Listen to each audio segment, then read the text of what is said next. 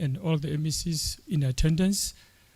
We want to start with the media briefing. I just want to request that we take a moment of silence to reflect on a variety of things, including the schedule of GBV.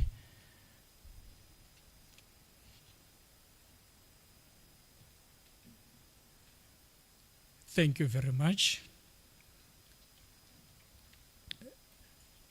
Ladies and gentlemen, we meet here again today for our quarterly EXCO media briefing.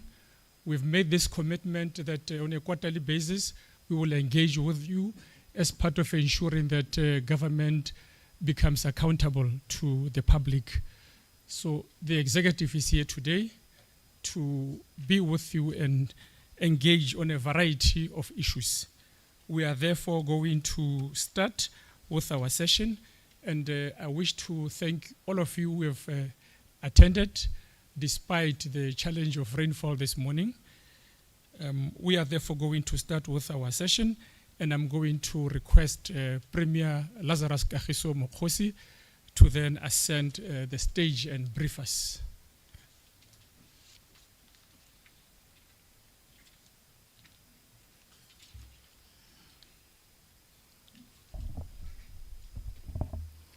Members of the Executive Council present here today, the Director General of the province, heads of departments, executive and senior management present today, members of the media gathered here today, Kagiso, dumelang pula e re nele, meskare senyetsa. I welcome you to this first quarter EXCO media briefing for 2025.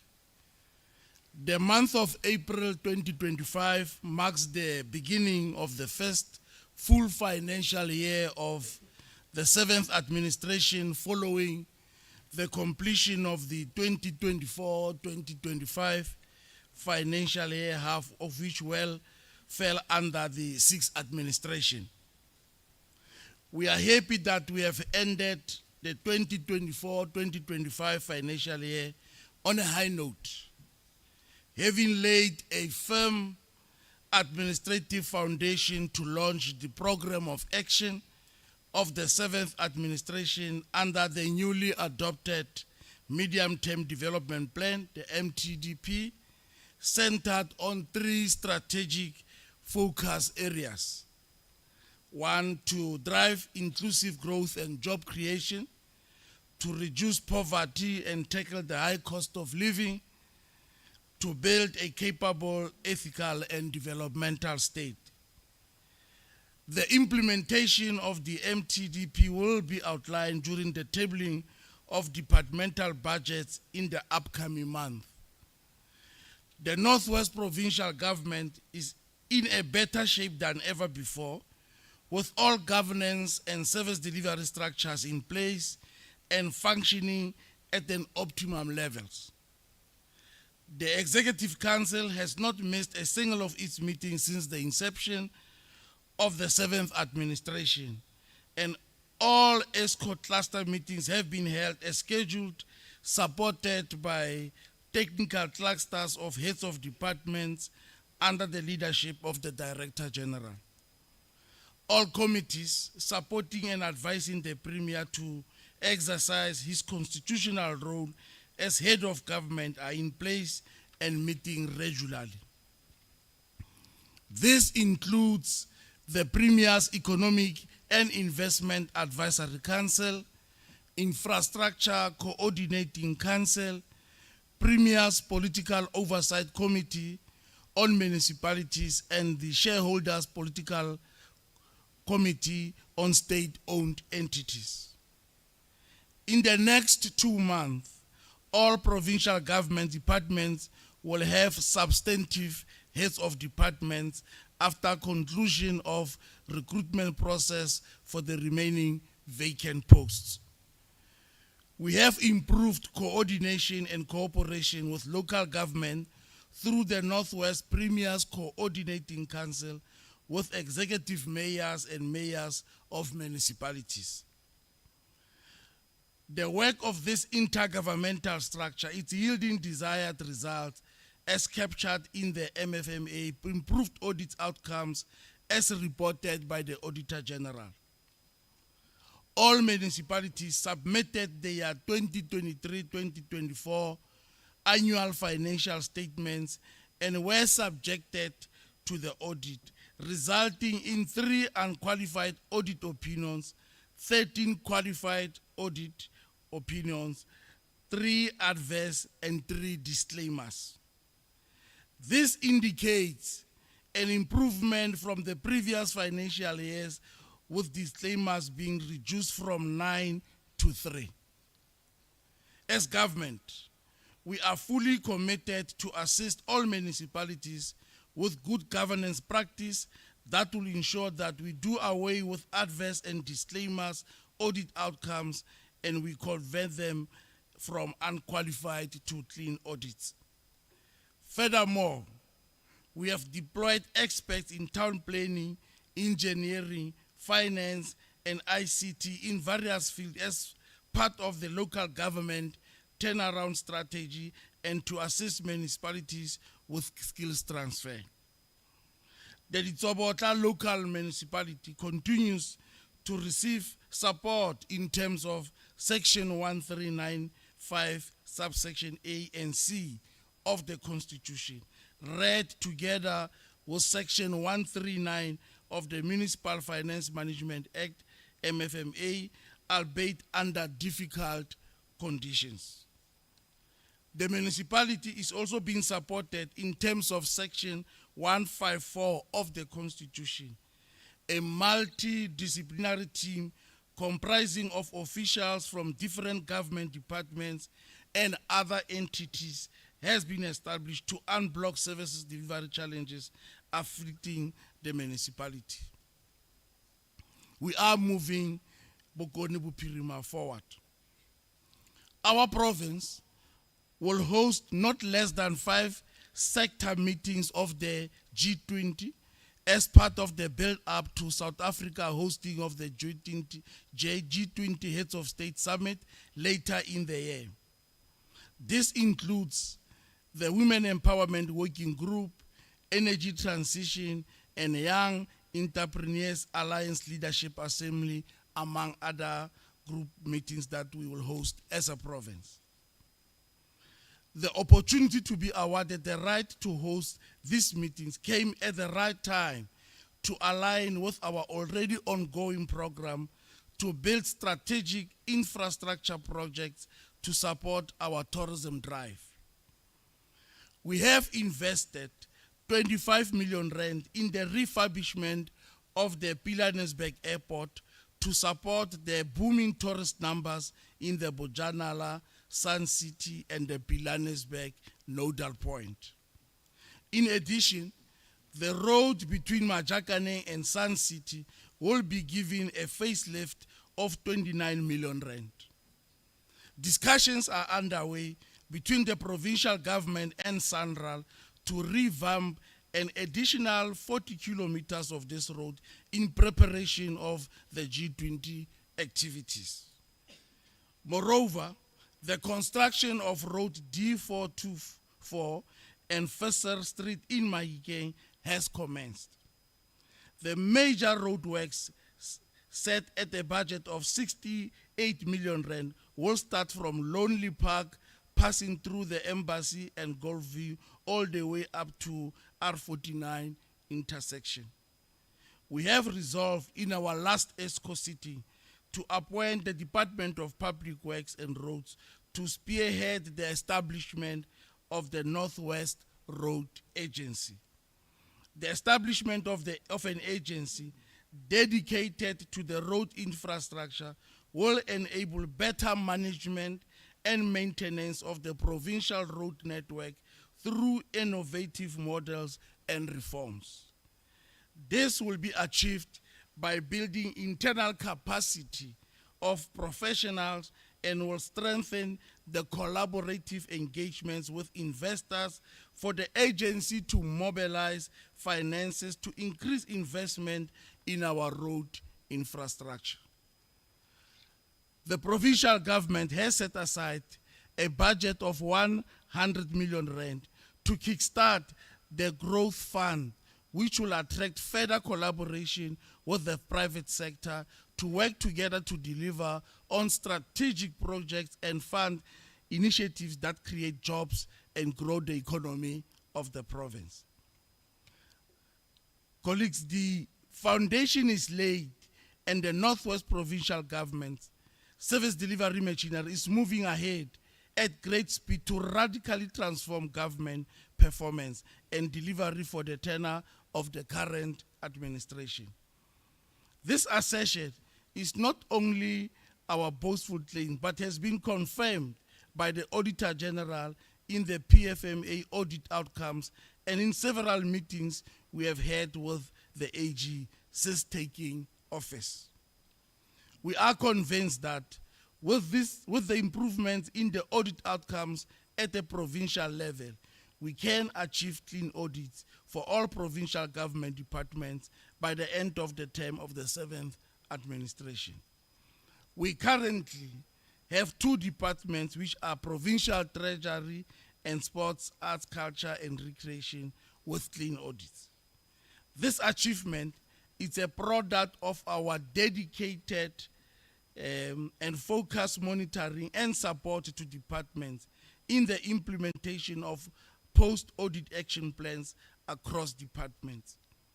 The Office of the Premier and Social Development should boost our numbers of clean audits very soon. We have concluded the 2024-2025 financial year with no new material audit concerns, recording a satisfactory expenditure level of 99.2% of the provincial budget.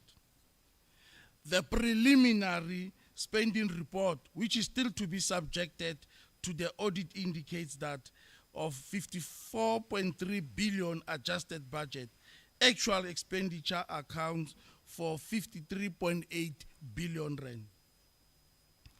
This improved performance will be sustained in the current fiscal year, and it remains this government commitment that no funds will be returned to the national coffers, as we have the responsibility to provide much needed service to our people through this utilization of limited resources. Moreover, the 421 million which was not utilized by the department will be rolled over to the new financial year and will be spent on projects already committed by government. Ladies and gentlemen, at the beginning of the 7th administration, we dedicated this term of office to job creation, in particular opportunities aimed at changing the lives of the youth. This commitment remains a driving inspiration behind government program and all development initiatives. We are happy to announce that we have now launched the Labor Activation Program with the Department of Employment and Labor. 700 million rand has been set aside to create more than 27,000 work opportunities for the youth. The Office of the Premier is working with the department for the full implementation of this program through coordination with municipalities and provincial departments to ensure that these opportunities are distributed equitably across the 4 districts. The expanded public works program will spend an additional 234 million rand to create 10,000 work opportunities. The Victor Sephora bursary scheme is in full swing, and for the academic year 2025, 10 million rand has been set aside for deserving students. We intend to finalize the provincial bursary policy amendment to make provision for the funding funding postgraduate students of selected critical specialized skills demanded by the Northwest economy. The Northwest University is an important in the development of skills and capacity and the general improvement of service delivery in the province. The Memorandum of Understanding, the MOU, between the Northwest University and the Northwest Provincial Government has now been signed by the Premier and the Vice Chancellor to provide coordination of this strategic relationship for the next renewable period of 5 years. To this end, we have successfully launched the AgriHub to drive innovation, research, and skills development in the agricultural sector. This initiative marks a significant milestone to the province's ongoing efforts to embrace agricultural productivity, food security, and empowerment of local farmers. The Province Innovation Hub, which is a collaborative effort between government and the Northwest University, has been successfully launched, and it is primarily aimed at developing and nurturing the entrepreneurial skills of young people.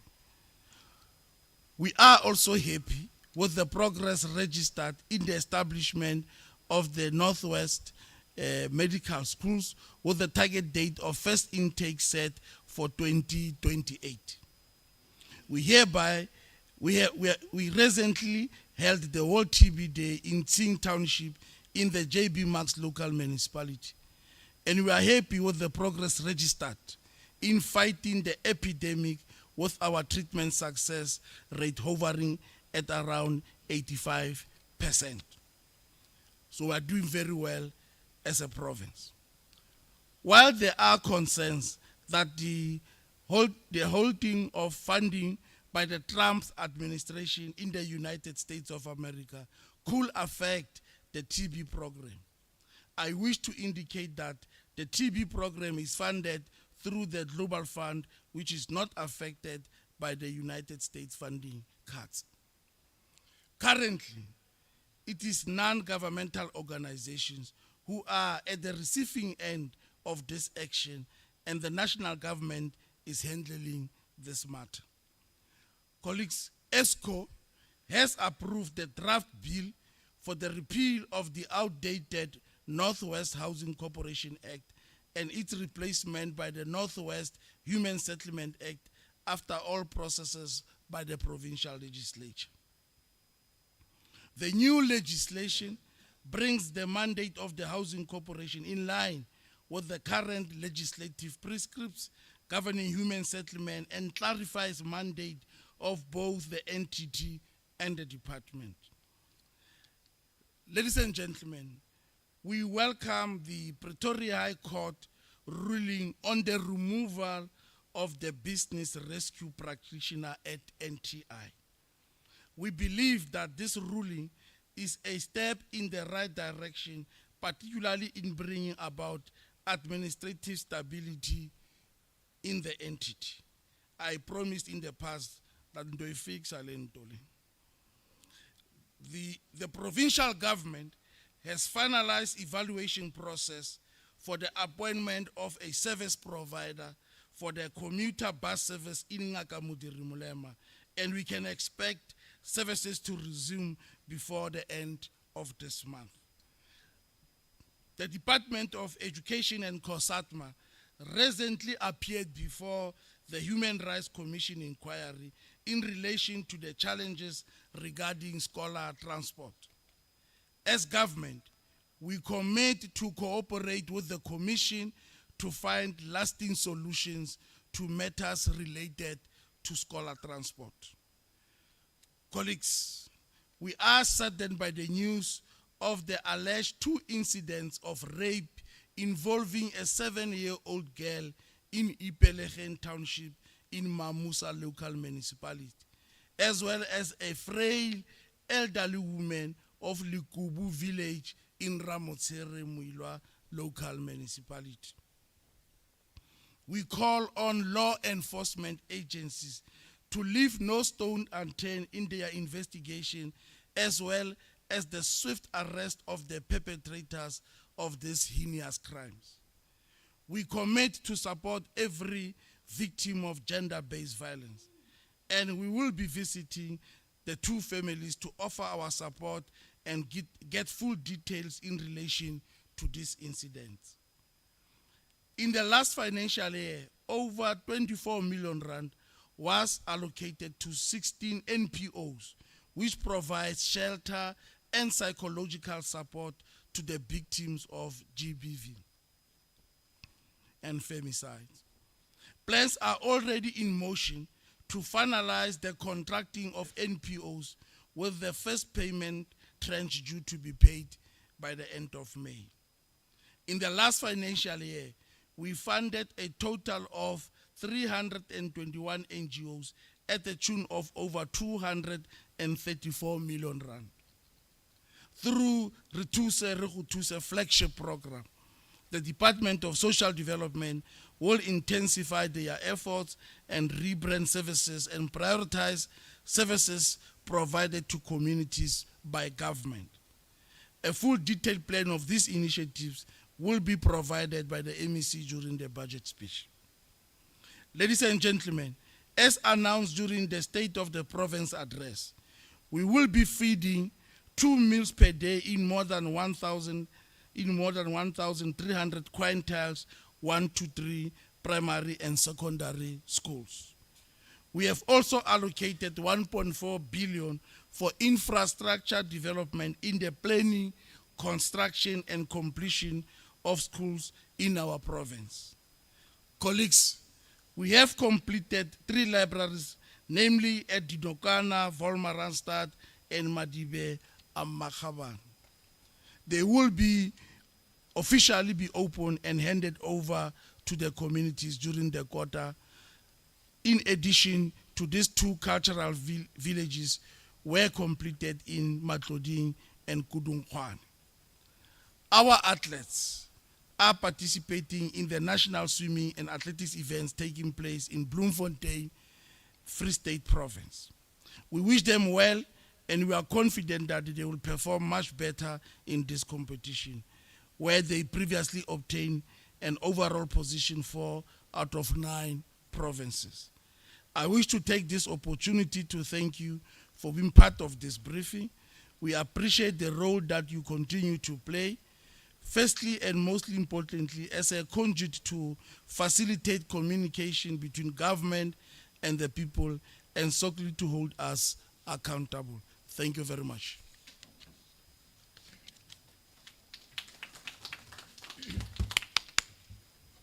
Thank you very much, Premier. Ladies and gentlemen, we are now going to open the Q&A session. Let me note hands. Let's note hands. Kagiso.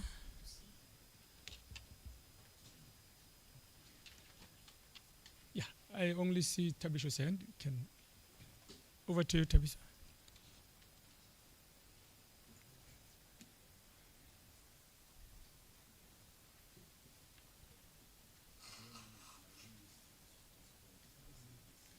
Just raise the voice, Tabs. Okay. Yeah, the entire executive is here, so feel free, and we will afford MECs an opportunity to also respond where questions are appropriate for their portfolio. Over to you. Okay, thank you very much, Ntate Susombung. Good morning. I've got few questions. The first one to the Premier. And how is marching today? And they have been calling for your intervention at Northwest Parks and Tourism Board, because workers have been, engaging in a protest for a few weeks now, and they have been calling for your intervention. Why have you not acted or intervened in the situation at that institution? And then the second one, Premier, you're saying the province is in a better shape as far as governance and service delivery is concerned. Does that mean you are happy about the state of service delivery in the province, taking into consideration that some of the municipalities that are are in a bad shape. You spoke about it about that there are some municipalities who are also struggling to pay workers on time. So if you say the province is in a better shape, can you just maybe elaborate on that? Are you referring to service delivery specifically? And then my other question is referred to both the MECs of COGTA and finance. MEC for finance, some municipalities are struggling to pay its employees on time. The latest culprits being Ditsobotla, Mamusa, and Mokgosi Hills. And some of these municipalities are under financial recovery plan. So does that mean the plan is not working? Why these municipalities are failing to pay its employees on time? And then MEC Molapisi, few months ago you seconded someone to act as the municipal manager in Mamusa local municipality. Apparently the council has taken a decision to terminate that person and reinstate the municipal manager who was dismissed by the municipality. His contract of employment was terminated, and I understand that he did not even take the matter to whether CCMA or court, but he was reinstated. So what is your position on that? Do you have a report? What is the report saying about what transpired there in Mamusa local municipality? Thank you so much. Thank you very much. Those are the questions. Is there any other hand?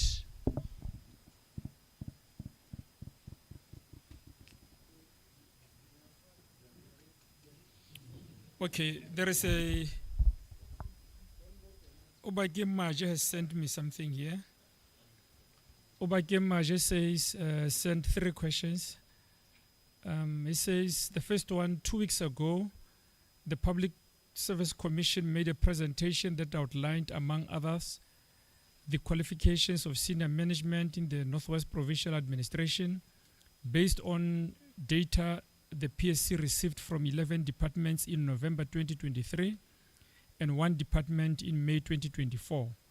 The departments of DDECT, Social Development and Public Works and Roads were the only departments in which all senior management members met minimum requirements for their respective posts.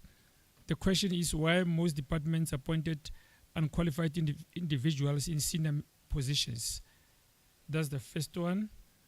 The second one, he says, noting the 255 misconduct cases the province recorded by Q3 of the 2024-25 financial year, why the finalization of these cases takes so long.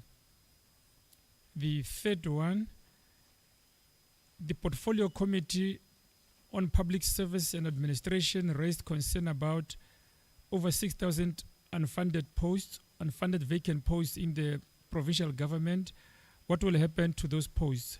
Will the Premier scrap them out as per Treasury guidelines or not?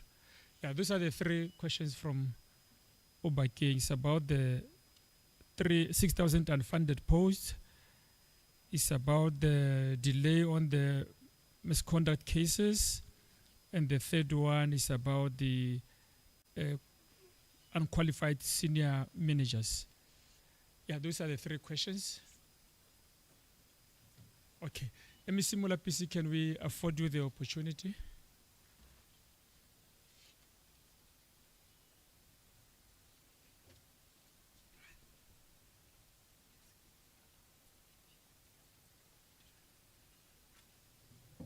Thanks very much, and good morning, Premier, colleagues, the media house, the HODs. The question asked, it's in relation to the failure by the municipality to pay their salaries. Now, let me indicate that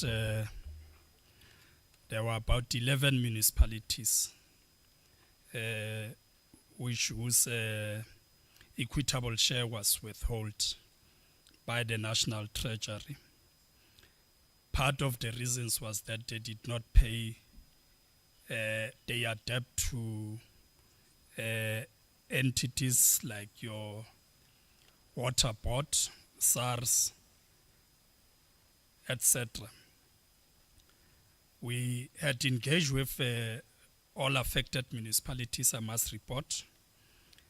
And as I stand here, I can confirm that all those municipalities whose equitable share was withheld by the National Treasury, the Treasury has released the equitable share. And the non-payment of salaries of officials or employees was as a result of that. We think, Premier, that by now, this municipality should have paid their employees. If there is any municipality that is still outstanding, we'll follow up on that. But that was the main reason.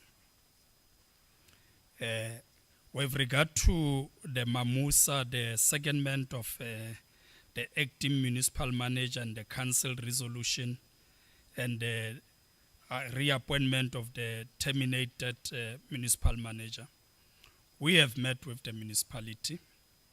We can confirm that in our engagement with the municipality, because you must remember, first and foremost, the municipality is an appointing authority in terms of its staff. We have acknowledged and observed that processes were not followed in terms of terminating the MM, but we leave that to the municipality. Because the MEC has seconded an acting MM, if the municipality as an appointing authority come to a determination as the council that they no longer need the seconded MM by the MEC, they will do likewise. They requested the MEC to second, they will request the MEC to withdraw the secondment, but following the right processes, which is the council will have to take a resolution on that matter. So where we are, we have advised the municipality to follow the due processes so that we can then withdraw the seconded MM. The last point, I must confirm that in the department, we do not have the information at our disposal in terms of the unqualified officials who have been appointed. Thanks very much, Brian. Thank you very much. Ladies and gentlemen, I must indicate that MEC Molapisi will be leaving to attend the portfolio committee meeting very soon. At this stage, MEC Musenogi will then come through. Thank you very much. I wish to confirm that post the interaction with municipalities and adhering to the conditions of the National Treasury to make a commitment on how they are going to service their third parties, all equitable share was transferred to municipalities, and the report that we have received is that they have paid salaries. We want to emphasize that the implementation of the financial recovery is still rests with the municipality led by the executive mayor or the mayor in the case from the political side, and by the municipal manager administratively. And most importantly, the accounting officer still has the responsibility together with management to execute certain responsibilities and ensure the financial health of the municipalities. The intervention and the team that we have sent of the provincial executive representative are there to support the implementation of the PER and ensure that the municipalities comply, they put systems in place, and ultimately they adhere to the commitment that they have made in terms of what they have adopted as the financial recovery plan of that municipality. So the issue of the financial viability of the municipality and the issue of raising revenue, it's still a primary focus of those municipalities, including the municipal manager together with their senior managers to ensure that the municipality's financial health is in a good state. And as a result, we have encouraged them to look into alternative sources of revenue, improve their collection, improve their billing system, update their records to ensure that they bill correct in order to improve revenue collection, but also look at other alternatives so that the municipality is not only reliant on the equitable share, but it's also reliant on the revenue that is collecting on a monthly basis from those who are reliant on municipal services that are provided at a fee. Now, we are in a process of engaging with all the PERs of municipalities. You'd remember we have reported previously that together with the MEC of COGTA, we are engaging with municipalities to monitor the progress, identify and engage with municipalities on the challenges that we have identified, and also source the commitment on both the political and administrative side to redress the challenges that continue to exist in municipalities.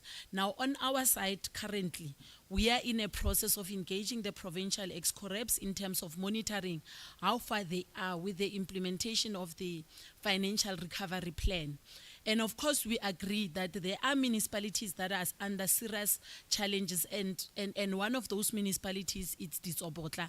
And part of the problems that there's a challenge with the implementation of the financial recovery, it's as a result of cooperation. If there's no cooperation, there's a challenge. But we have met with 2 municipalities. Amongst one of those municipalities, it's Ramotshere Muilwa, which has reported that it has moved from the rescue phase to stabilization phase. And part of our discussion is now to move into sustainability and going forward, communicate with the municipality. At what point are we going to move out of the municipality, but to ensure that they are going to sustain whatever processes and the systems that have been put in place. In the next week, we're engaging with outstanding municipalities, which includes also Madibeng, Nkgetleng, amongst others, including Ditsobotla. But we want to assure that where there's cooperation, specifically in Naledi and in Ramotshere Muilwa, we have seen a registered progress, but we'll give further details on some of the municipalities where there are challenges. As it relates to provincial treasury, when it comes to the public service report, our interaction with the Public Service Commission, they would normally write to us and solicit our input on their findings and the actions that we're undertaking. And so far, we have not received anything, but we will do a follow-up on those that are not qualified. But we want to indicate as successors in title, obviously we would be guided by the Public Service Commission on the course of action to be taken. But so far, we have not done yet appointments, but all appointments that we are going to do, they will be within the law after the adverts that we have made in the last financial year, and we are undertaking that we will appoint officials as per the public service regulations. Thank you. Thank you very much. I earlier said MEC Molapisi will be leaving. Tabiso, do you still have a question for the MEC because he will be leaving? You are fine. Okay. MEC Lenkopane, it's your turn.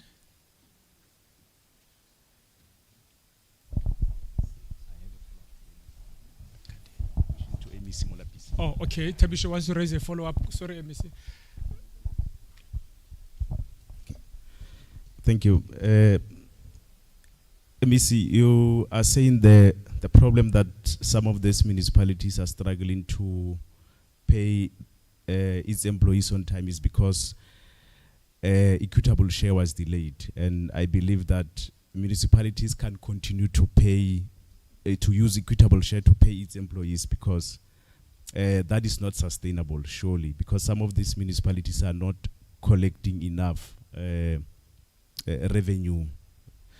So what should be the solution to this problem? Because for an example, in Mamusa, for a few months, salaries were delayed before employees were not paid for about 2 months. So what support will the provincial government give some of these municipalities that are struggling to pay on time? And, you know, make sure that they don't rely on equitable share to pay employees, because that is not sustainable.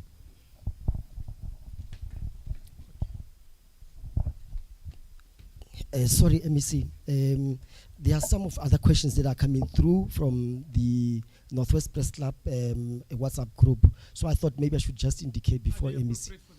Yes, yes. In fact, maybe let me just pose one question, because it has to do with the traditional council elections. They just wanted to have an understanding how far is the traditional council with the 40% part of it. Yeah, let me just pose that one. We'll come back with other questions. Thank you. No, thanks very much.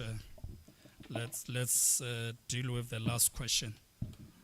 We will in due course be presenting the report to the Premier in terms of the establishment of the traditional council. So far, we can report that we have experienced challenges in few traditional councils, but we have managed to meet the deadline of February. The problem is not unique to us as a province. I think this is what we are experiencing throughout the country. So yesterday we had a meeting just to get an update, and I'm satisfied that we have made tremendous progress in as far as that matter is concerned. I thought Kagiso MEC has responded to the question. The equitable shares were not withdrawn, they were withheld by the National Treasury, like I said, because municipality did not pay their debtors. But since arrangements were made, there are payment plans in place, the equitable shares have been released. MEC Mosenukhi did indicate there are municipalities that are highly dependent on the grant. The norm is for a municipality in terms of revenue collection to collect 95%. But we know that many of our communities are very poor, they can't pay, and municipalities depend largely on the grants. So we are encouraging municipalities to, more especially those who largely depend on the grants, to look and devise into other ways and means of ensuring that they don't only depend on the grant. But some of the problem are problems that are really beyond municipalities. And together with Provincial Treasury, we are looking into that matter as to how can we assist those municipalities so that they are not grant reliant. I think I've responded to the issue of Mamusa, and I've said if there is any latest development, I think we would provide the necessary support. The last point, let me just indicate, because the Premier did spoke to the challenges in Ditsobotla and what is it that we are doing. I must indicate that EXCO has resolved and approved an intervention plan in Ditsobotla, so that we ensure that service delivery is provided to our people. So there is a package that we have developed in as far as Ditsobotla is concerned, and we are just waiting for the Municipal Council to approve that intervention plan, and we think will stabilize the situation in Ditsobotla. Thanks very much. Thank you very much, MEC. We will then afford the Premier an opportunity to respond as well. Oh, I'm sorry. Before the Premier, MEC Linkopane, it's your turn.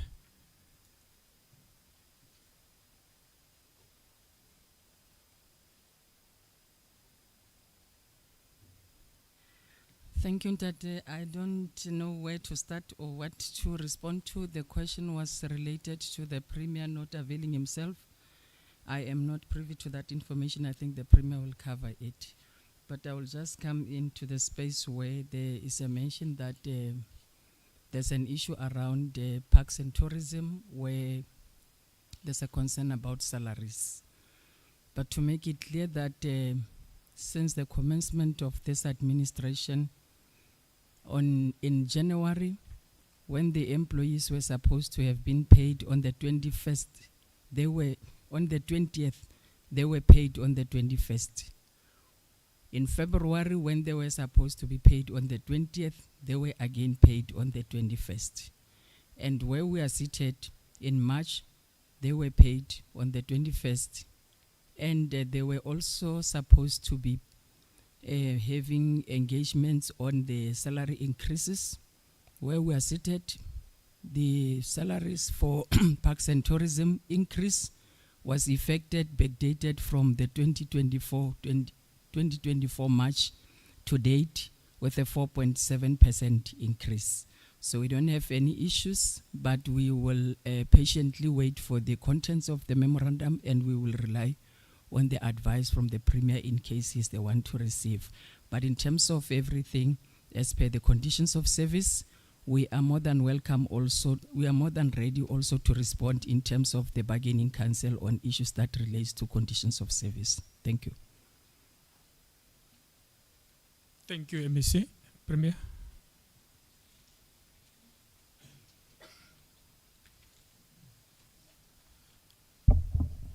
No, ke a leboga Restswambu. No, I think Ntate Thabiso, once the Premier is formally approached for an intervention in the sector of parks and tourism, the Premier will avail himself. So if formally approached, but from where I'm sitting now, my view is that the MEC is capable and she has been handling the situation quite satisfactory.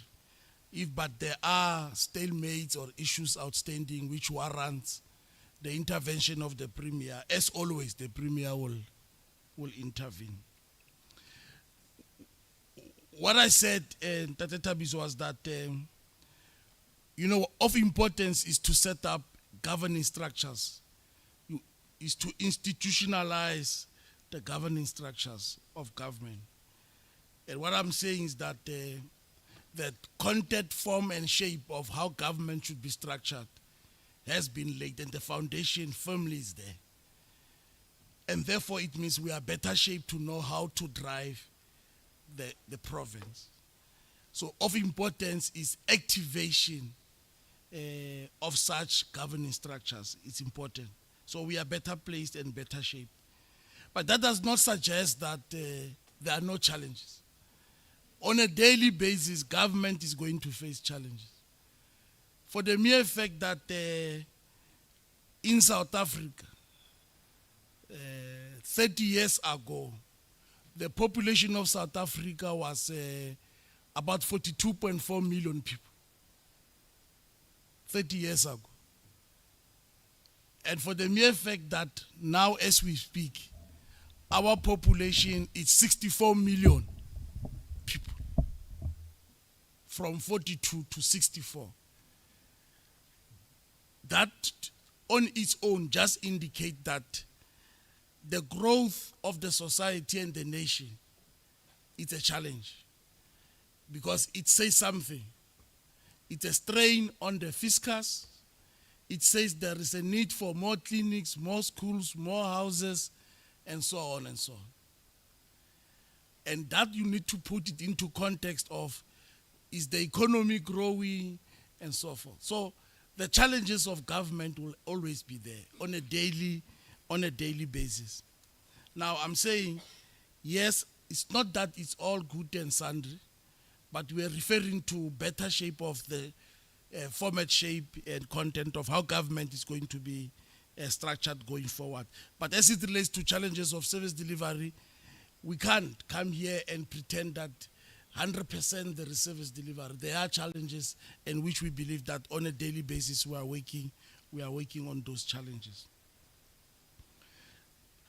I think MEC Mosenuri has clarified the issue of our recovery plans and our support to municipalities, for the mere purpose that they are grant reliant and they are not having the capacity to generate revenue. That's the space that the provincial government comes in, to support them, to ensure that they develop better strategies on how to generate revenue. And that's why we are depositing skills that is required to do that kind of work. but there must be some form of sustainability and cooperation. As we pluck out, they must be able to sustain. And they can't sustain if they don't adopt what we bring and they don't accept it and they don't sustain it. So cooperation and collaboration is important, and that's what the MEC was trying to do. So we have intervened in municipalities to reinforce the issue of ensuring that the revenue capacity is sustained. The issue of qualifications in departments is on Gohoremaj. Yes, indeed, there are, if not 2 or so departments where there are senior government officials who are not qualified. But I think previously we did explain what happened. It's not that these people applied and they were appointed being unqualified. It's not that situation. At the time when they applied, could be 25 years ago, they were qualified for that post at that time. Now, as government continue to professionalize, put more requirements, improve, raise the bar of government to ascend to such senior positions, the fellows could not sustain their qualifications. And that's why government has developed a program to uplift even those who were not who were qualified 30 years ago, but they are not qualified now.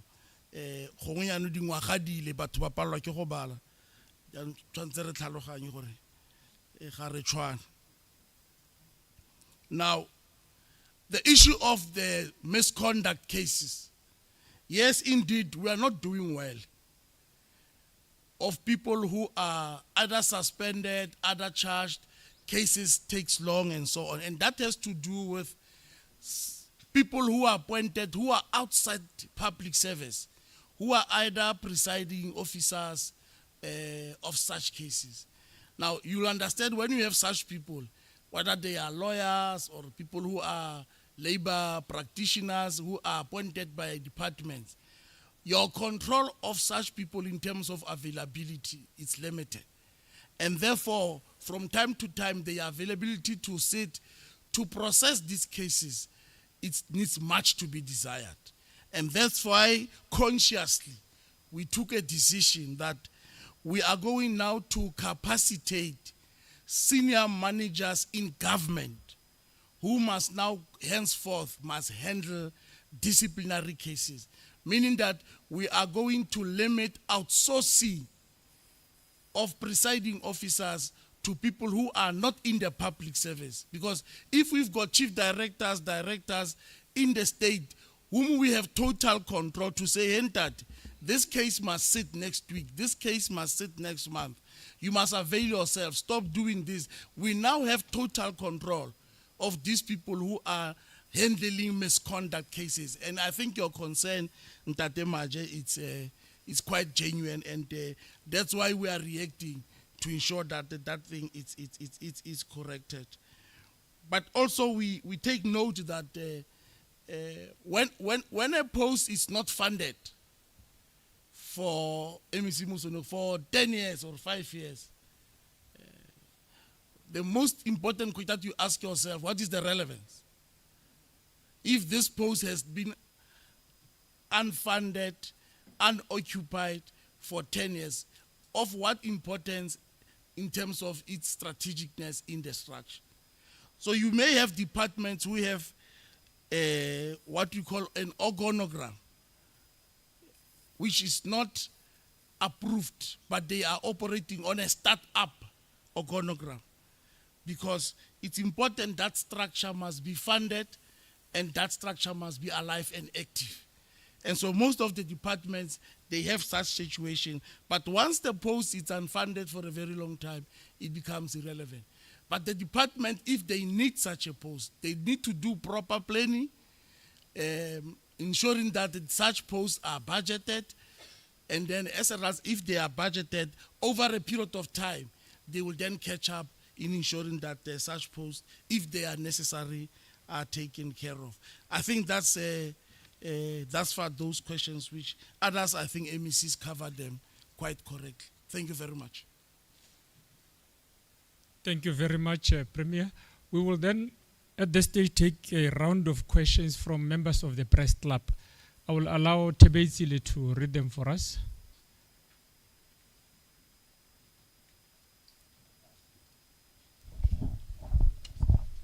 All right, thank you very much. We have few questions from members of the Northwest Provincial Press Club.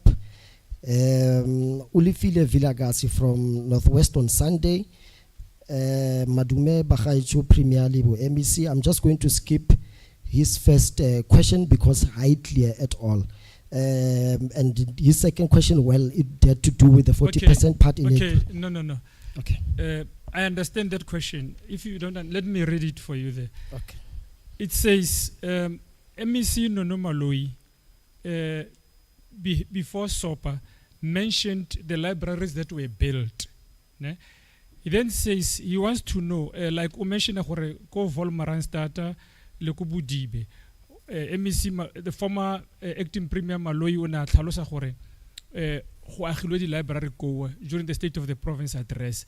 So the question then says, how far is the province ka di library tse dingwe? So that is the first question. You can proceed with the next one. Okay, if it's clear, because it's really discussion, Yana, but thank you very much. The other question, Kiako, education, was MEC of Education, Premier Office, not aware of the challenges raised on Human Rights Commission about scholar transport. The other questions relevant to the department, again, even though MEC Mutsumi is not present. Teben, repeat that question, please. Okay. On scholar transport. Yeah. Was MEC of Education, Premier Office, not aware of the challenges raised by Human Rights Commission about scholar transport? Yeah. And then the other questions, Memutsumi, Kebotloko ka dilo tseo di dirwang on Quintal 1 school, how Mare Department of Education equipped donation from school that depend more Section 21 fund. Do sub-districts, so that's our Department of Education, have bank accounts where money can be deposited by the circuit managers in case when requesting donations from the schools to fund their project or activities. Gets another question. It's what's Department of Education. Questions posed to the Premier by Ananias Ndlovu, Naledi News. Good morning, Premier and members of the Executive Council. Premier, your predecessors in previous administrations have spoken about plans to revamp Pilanesberg International Airport. Today, you have mentioned an allocation of 25 million towards this project. What will you do differently to ensure that this promise becomes a reality? In the past, we have had similar commitments, but little has materialized. The other question, another concern, Premier, is the state of the media. Community and local media platforms are slowly dying. As the Executive Council, are there any measures or plans to encourage municipalities, departments to prioritize local advertising? Alternatively, Premier, would it be possible for you or the Executive Council to appoint an MEC specifically responsible for the media, communication and technology to better coordinate and support this critical sector? Those are all the questions. Thank you.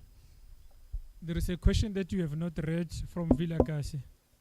It says, would you encourage, to education, would you encourage communities to raise issues with Chapter 9 institutions, like the case where the learner was denied taking part on school camp due to inability of the parent to pay 500 rand on a no-fee school? If yes, why? And if your answer is no, why? As an MEC, did you check with Human Rights Commission email address used to invite you to the scholar transport inquiry that you were unable to attend, and which contacts were used to invite you to Italy? Yeah, those are the questions from the press club.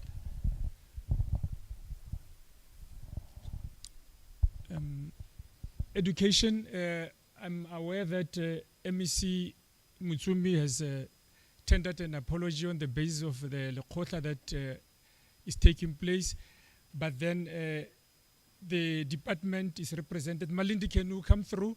The responses that Malindi will be reading are from the department itself, from the MEC and the acting HOD.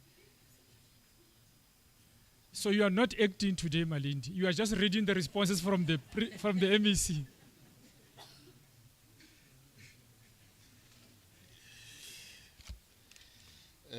Thank you, Chairperson, and good morning to the Premier, the MECs, and the HODs, and all the colleagues.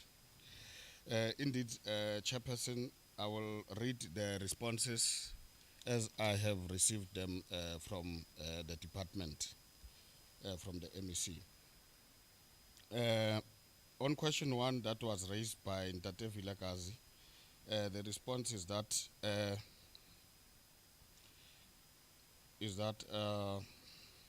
sorry, I'm just reading the messages here. Encourage to raise issues. Okay. The MEC has responded to the letter from the South African Human Rights, and the MEC is also invited to continue with her attendance at the human rights. And also, the donation is not a binding to the parents. If the SGB accepts the proposal, there is no problem. If the SGB does not agree to donation, still it is fine. It is fine, hence the donation.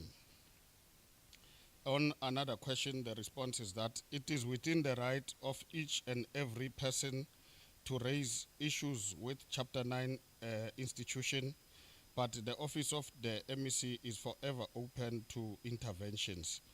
So the office of the MEC will also avail itself to the commission whenever the office is invited.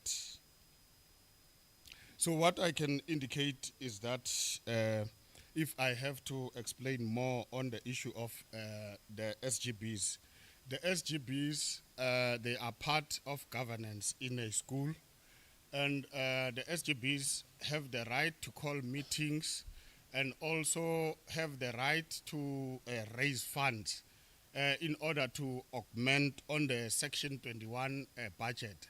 Sometimes you would find that the needs of the school, they are more than the money that has been provided in the Section 21. So the SGB does have that authority of calling meetings with the parents, and jointly, the SGB jointly with the broader parents, they are the ones who take a decision on how they are going to raise funds. And also would like to indicate that on the issue of the school camps, many of the camps, they are closing today. Is their last day. Learners will be going back home since they have started last week, Sunday. The department has taken a position whereby all learners, there are schools which we call vulnerable schools, there are schools which are moderate, and then there are learners who are progressed.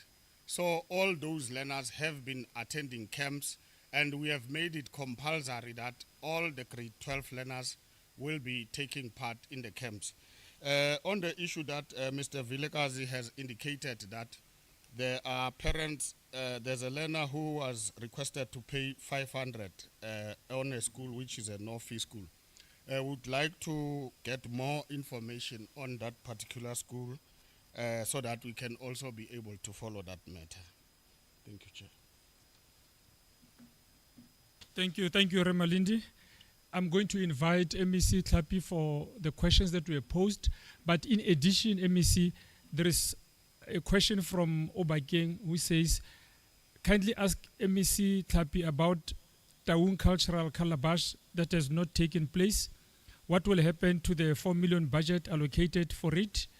Will it be returned to National Treasury or what? Over to you, MEC.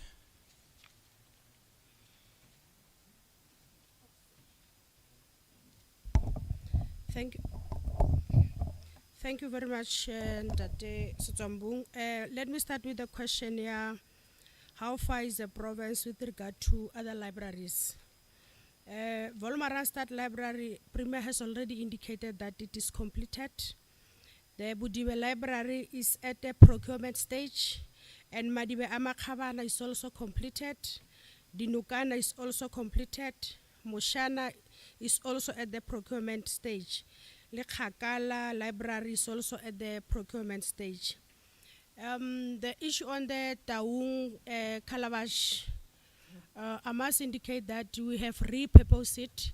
The 4 million will not go back to Treasury, but the acting CEO has indicated that they are repurposing it very soon.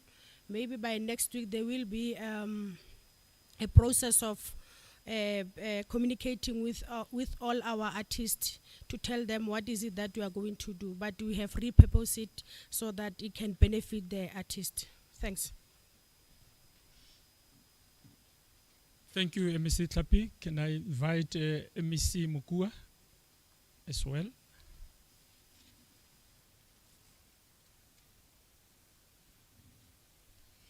Thank you very much. Greetings, Honorable Premier, again. I think I'm here just only to respond to the question that was asked about Pilanesberg International Airport. I think just to allay the fears and the challenges that the community might be having regarding the revamping of Pilanesberg International, one can just give a brief update as to where we are now currently. We are expected to rehabilitate P51 53/1, which is now at a tender level, where we are going to rehabilitate that road to make it trafficable, and also the P51/1, which is at 20% currently as we speak, because there we are doing special maintenance. And I think I can just also give a further information to say there has been a vigorous and rigorous cleaning up of that particular international Pilanesberg International Airport, because we are serious. We want to make sure that it becomes trafficable for the coming one of the big events that is coming there, which is the G20. Thank you very much. So I take it that Ananias, you have received the response on Pilanesberg. There is an assurance there from the political head of the department. Let me then afford the Premier an opportunity as well. No, thank you very much, Ntate Setswambung. I think there are just two outstanding questions on, can't I consider appointing MEC for media? No, it will not be possible. But the point is, previously, a concern was raised when the 7th administration came on government supporting local media, print and electronic. And we did make a commitment that we are going to support local media. In my subsequent address and response, I did quantify for a department by department and government in totality how much we spend on print and how much we spend on electronic. In the next session, we will bring an updated report. And I was happy, even those who raised it before, some of them came and said, thank you very much, Premier. We have le rona re krile le togonya. So of importance is, let's raise the bar. If we're doing 2%, let's increase cumulatively to support our local media. So that one is fine. We don't need an MEC for that. For anybody, it's allowed to go to any Chapter 9 institution. Because these Chapter 9 institutions are set up for simple reason that they must be used for purpose of recourse. They must be used for purpose of recourse. If anybody is not happy, these institutions are there that us who are in government, if there is a possibility that we must be held accountable either for abuse of power or not being responsive or not responding to the challenges, these institutions are there. So anybody can go to any Chapter 9 institution. On the Pilanesberg and what was committed by former Premier Malloy, we are still living to that commitment. Our former acting Premier Nono Malloy. We are there. We have since went out on a expression of interest advert for recapitalization of Munsiwa here in Mahikeng, Dick Munsiwa, and the Pilanesberg in Rustenburg. So the two adverts went out. I can report here safely that we have received 4 bids or 4 service providers who have expressed interest. Very soon they will be appearing before the established panel in the Department of COSATMA to come and present their concept on how are they going to transform Dick Munsiwa and how are they going to recapitalize it in the context of the special economic zones that we are looking for. So we are at an advanced stage. Once that process is done, concluded, we'll come and report that a service provider has been appointed, and this is the service provider who's going to recapitalize the two airports. So we are on course on that one. So those are the 2 issues that I thought that they need to be clarified, and that is trouble. Thank you very much. Thank you very much, Premier. Premier and members of EXCO, I'm taking the last round of questions from the press club. So before I take them, let me check here. Tabisho is raising the hand. So that will, from here, it will be the last round. After Tabiso, okay, I'll take you as well. And then thereafter, I'll take the press club, and then we are closing thereafter. Over to you, Tabiso. Please help him with the mic there. Thank you very much. Premier, in your statement that you've just read, your opening statement on this presser, you spoke about the establishment of the Northwest Road Agency. That is the decision of the Executive Council of the province. I just want to understand the rationale behind that. The establishment of, I believe, is another state-owned entity, taking into consideration that other state-owned entities are not doing well in the province. I mean, Northwest Housing Corporation operated without board for months until recently. So the rationale behind that, what is the Executive Council intending to achieve by establishing this road agency? And then the second question is about the dismissal of about seven employees at Northwest Parks and Tourism Board, MEC Bizarre Kopan, because the Premier is saying you are handling the situation very well there. So I just want to understand if you have received the report with regards to the dismissal of those employees, because we understand that they, took part in a legal protest, but they were dismissed as a result. Maybe you can just clarify us on that. Thank you. Thanks. Over to you, sir. Johannes from Glimpse Magazine. Thank you very much, Rese Zombung. Saga has a thank you. Saga has a pozo, but it's just a comment and a request for Premier. My name is Johannes Makhate.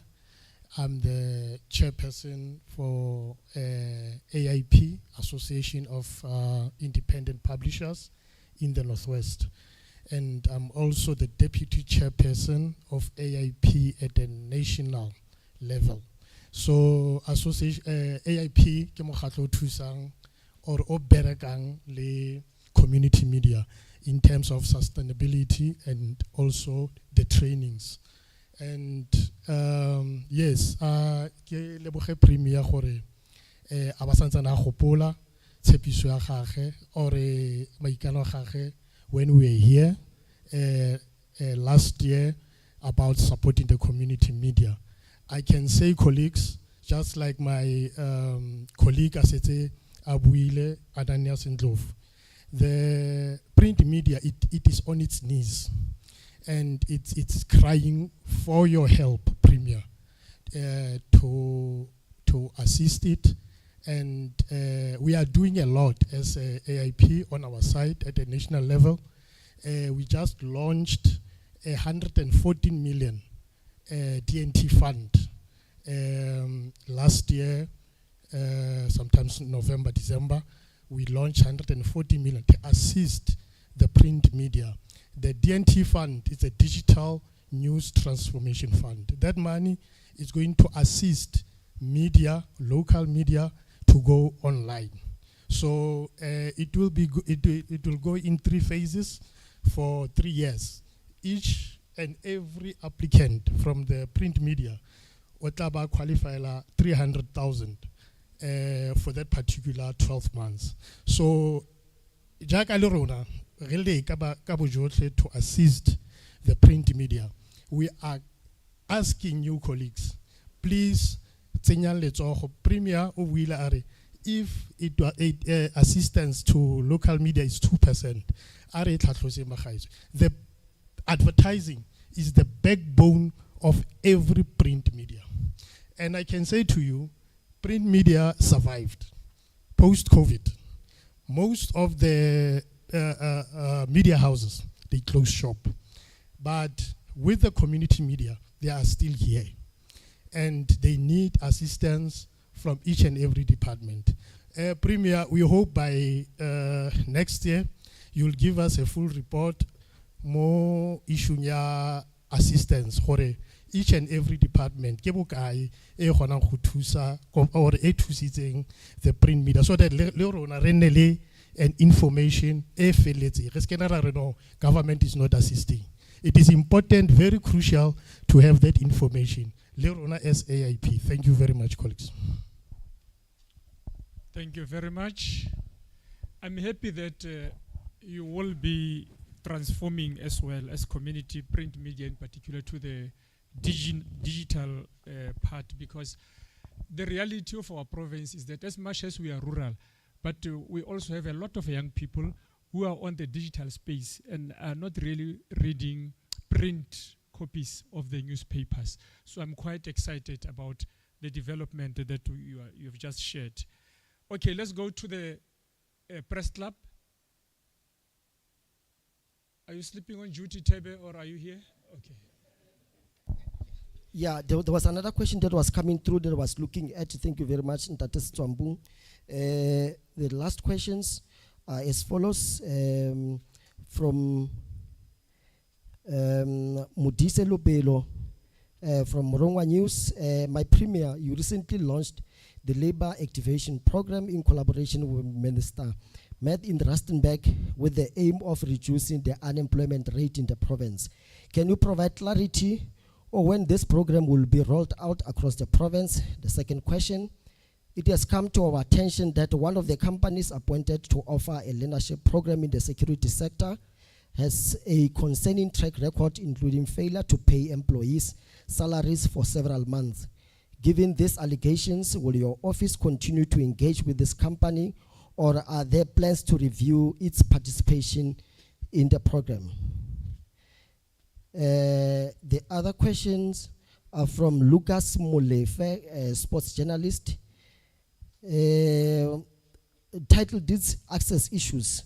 What steps will the provincial government take to address the challenges faced by beneficiaries of Bafuru Sibo Mokhatla in accessing their title deeds, and how will officials be held accountable for ensuring a smooth and transparent process?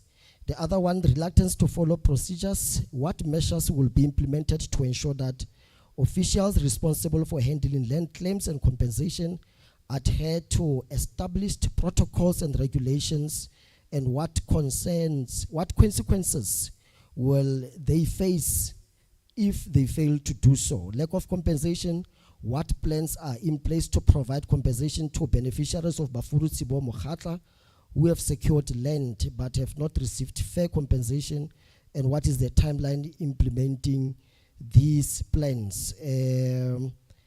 There's one other question also that came through. Me bitsa lenkopane ntlha ya lobelo la dipitsi a re tla bona le gola ka gongwe go nna le mini Durban July. Maikelelo a department ke eng regarding lebelo leno?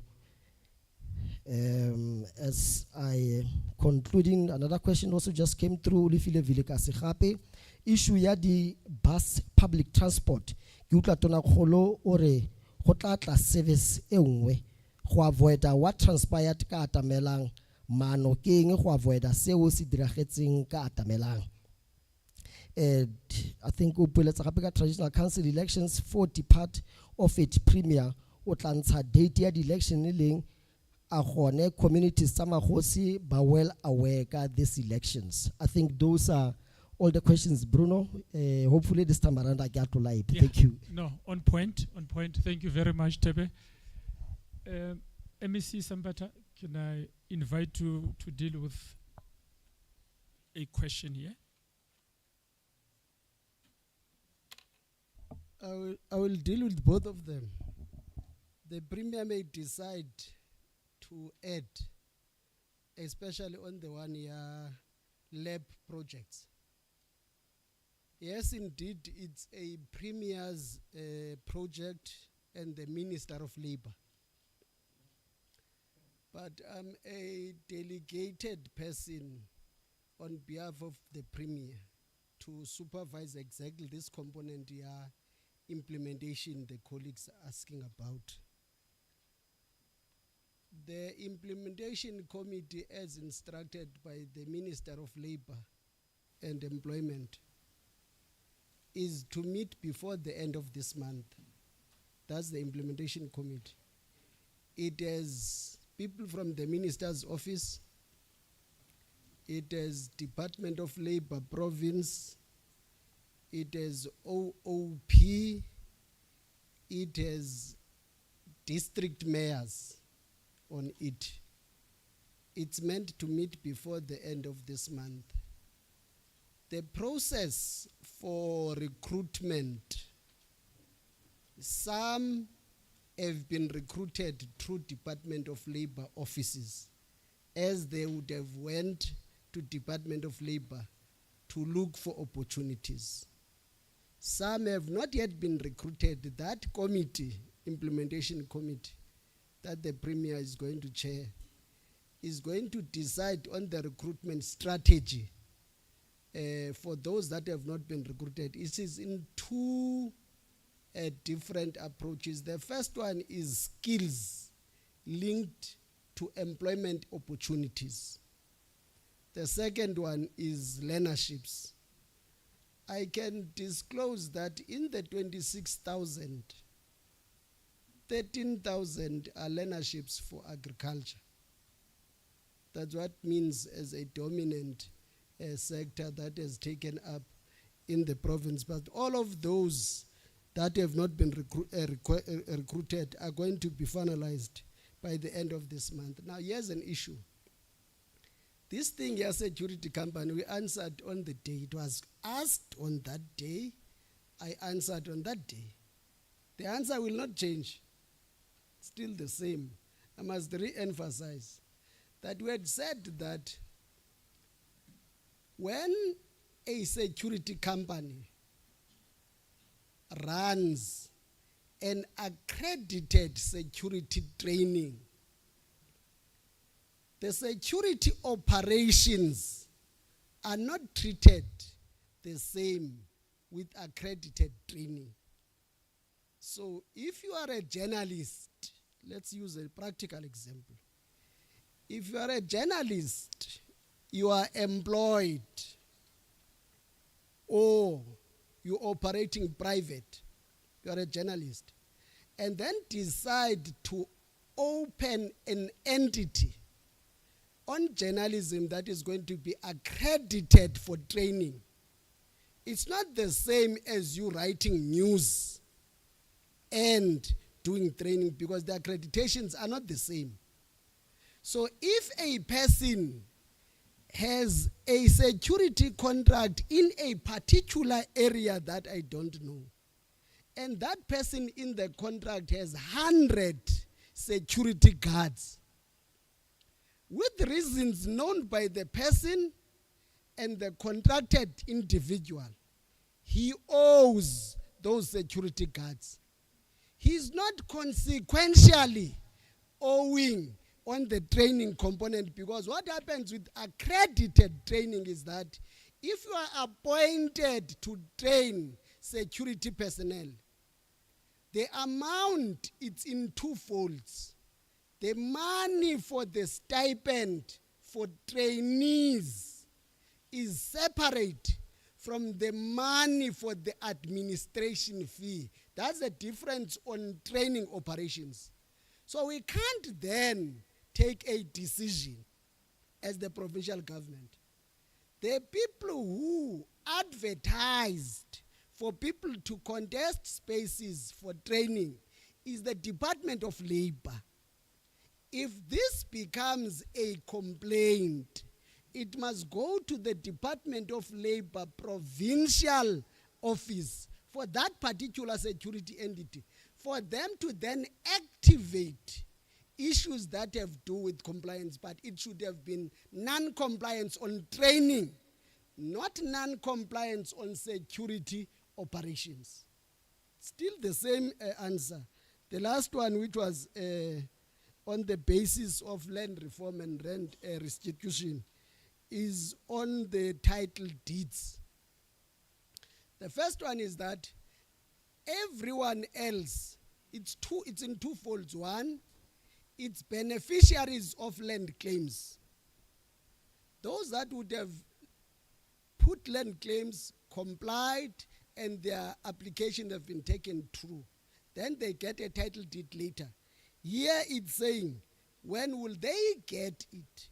Once your land claim is finalized, once the minister confirms, that ownership vests with them, even without a paper called a title deed, because it's officially finalized.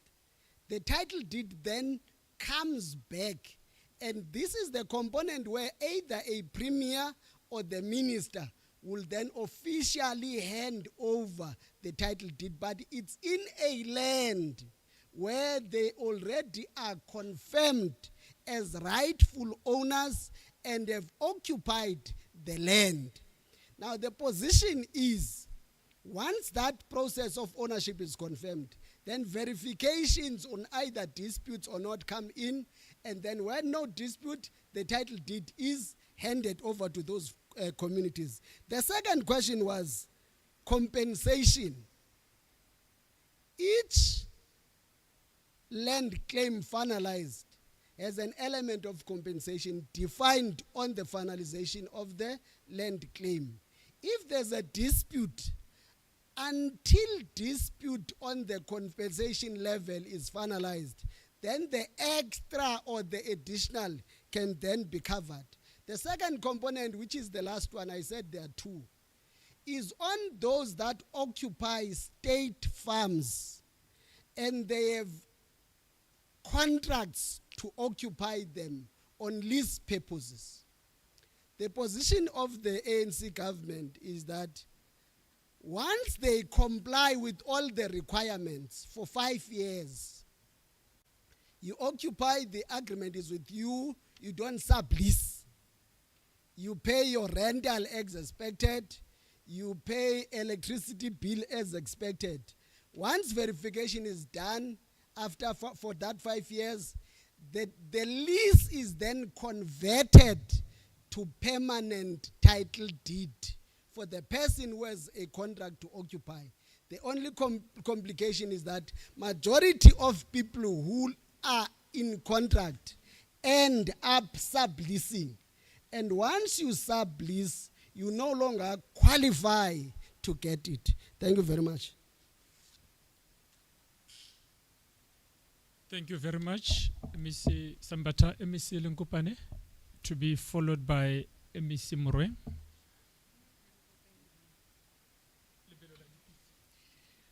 Right. I think there are two questions. There's a question also on dismissal of employees go Parks and Tourism. I think it is important to indicate that Parks and Tourism has got a board that is appointed in terms of the Act. And that board is appointed on condition that we have agreed in terms of the signed SLA that as and when they take decisions, they will brief the MEC and they will also call for the MEC to concur.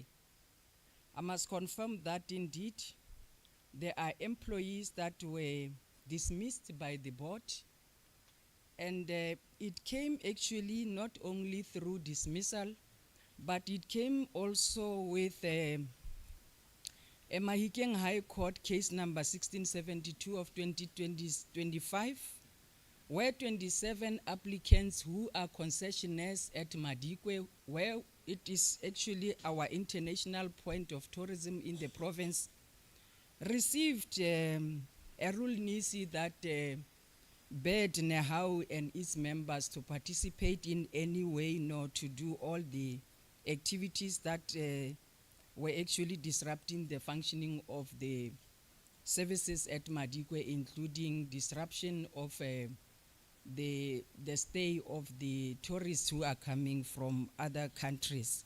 That does not only reflect a disruption of people who were entering, but it speaks a lot about tourism point where we are marketing and the hub of the Northwest in as far as revenue enhancement is concerned. So after having received the order, that order, it was from private sector.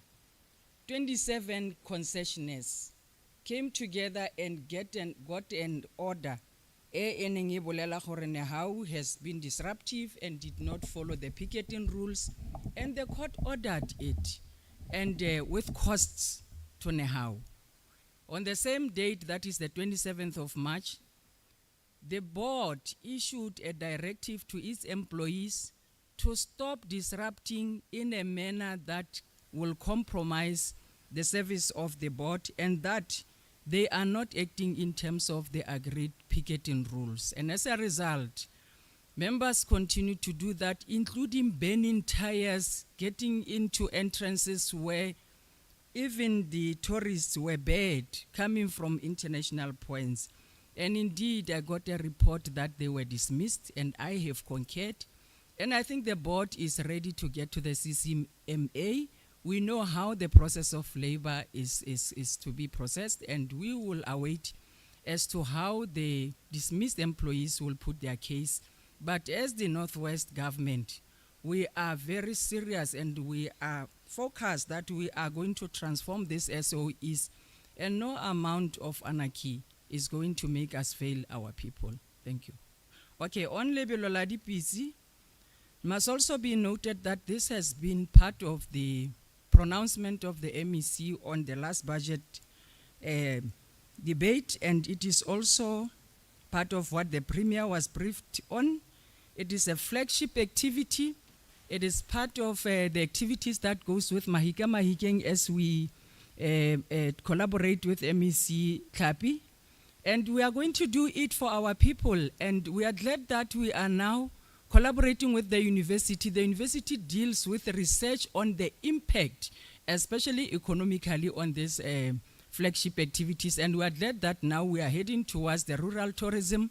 But key to this is also a license, totalizator license that speaks about foraging, that we are going to give an RFP of for our people to participate in horse raising. It is going to be now in districts, and it is one of the key traditional activities that we pride ourselves with as the Northwest. Thank you.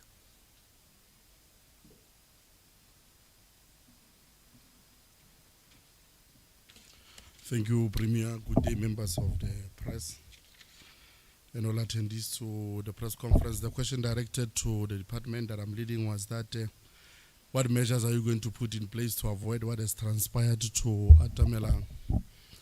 Thanks for the question, and the question is important in the sense that in the recent days, following the termination of the Atamelang contract by the department, I've noticed some confusion on the part of the people that were interpreting the situation. Just in a minute, Mr. Stombu, if you can allow me to clarify the situation. Atamelang is not a government company. It's a private company that was contracted by government more than 20 years ago, because government has a responsibility to render efficient, effective, affordable transport to its people, which are the commuters. Now, Atamelang as a company, it had a collapse of internal control measures and poor governance that has led to a collapse of the company. Now, as the department, there is a clause that allows us to can terminate a contract if a service is not rendered efficiently. And then effectively we did that as the department. We have terminated that contract, and we have appointed the new service provider that, like the Premier has indicated, that he or she will start to render services. Now, we have sent members of the bid evaluation committee as a measure to avoid that. We avoid what has transpired to Atamelang. Firstly, to check if the prospective service providers, they have what it takes to can render the service.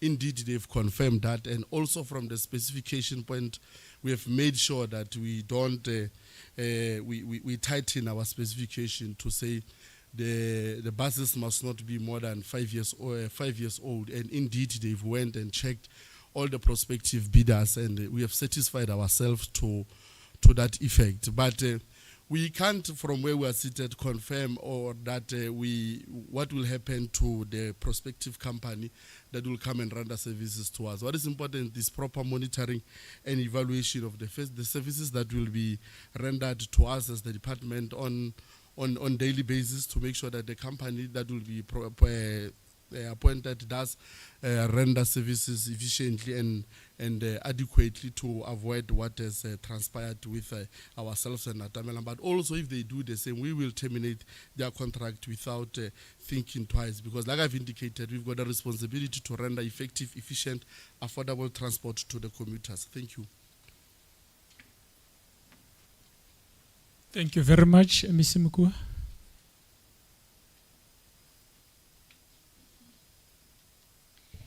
Thank you very much for the opportunity. I think the Premier will comment on other agencies that you wanted to understand as to why are they failing in the province. I'll only subject my responses to the road agency that the EXCO has agreed to. I think you'll agree with us that the fact is the budget that is always allocated to the province, as far as the Department of Public Works is concerned, with regard to working on the roads, is limited. It's not enough. That is the fact. And the other fact is the status of the roads, especially in Northwest, are in a dire state. Those are two facts. Now, in agreeing that something must be done about these particular issues that I have already mentioned, we have the responsibility as the Department of Public Works to make sure that we work and we build roads and we maintain them. And we cannot continue to keep up with the traditional way of doing things. We want also to introduce innovative measures that will make sure that our roads remain in a trafficable state for a longer time. And the other issue is, you know that working as a triple P, public-private participation, is not an easy adventure. But in making sure that we are also bringing on board the private responsibility, to make sure that we collaborate with the private sector also in investing on our roads as the asset of the state. The road agency will help us. And I think we are agreeing that we have to work and we have to implement the road agency informed by the legislative framework.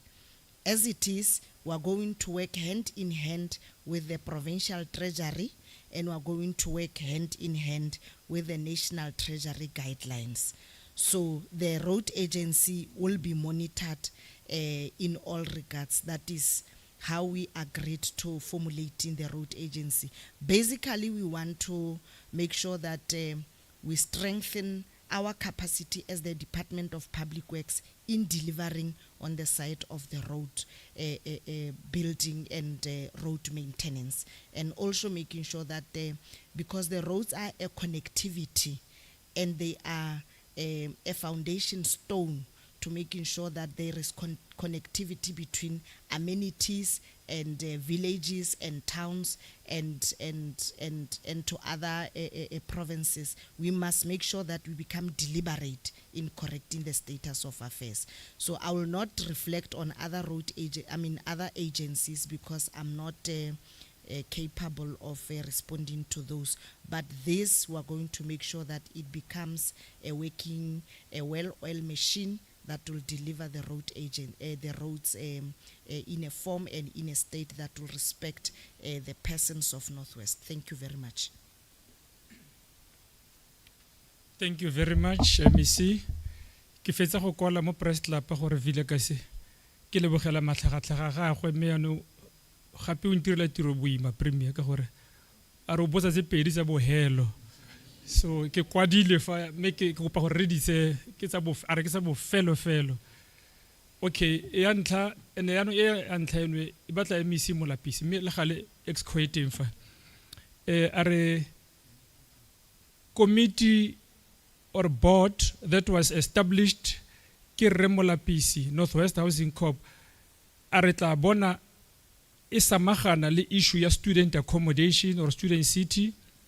So se boneng go na le dipuo ka sone magareng ga Housing Corp le Morafe a gone re tla bona ba bangwe ba araba ga ile gore go nile le tshenyetso setšhaba. And then ke yone ya ntlha ya gago ewa ya bobedi, and that all buildings of government departments are not complying with OHS. Does government have plans to deal with that to avoid putting employees' lives in danger and to deal with more protests from unions? Then the last one, yone ga mo press club ke romeletswe fa ke tshegofatso go tswa ko Madipelesa a re kopa go botsa Mokhuduthamaga Dantšhe gore o isaleng lenaneo la le a tlholang a bona go buiwa ka lone la re thuse re go thuse o lisa leng ko Madipelesa e ke tsone tseo ke a leboga fa re fetsa fa tse Mokhuduthamaga le ha re ra tswala ha re fetsa fa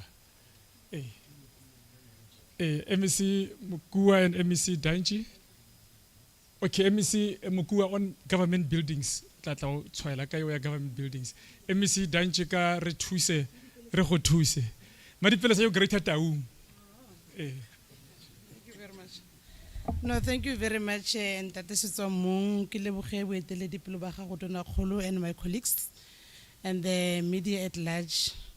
No, this program of re go thuse indeed it's a very progressive program as pronounced by the Premier during his State of the Province address. As we speak, we are on the ground. Yesterday we were in Khetleng with Urituse.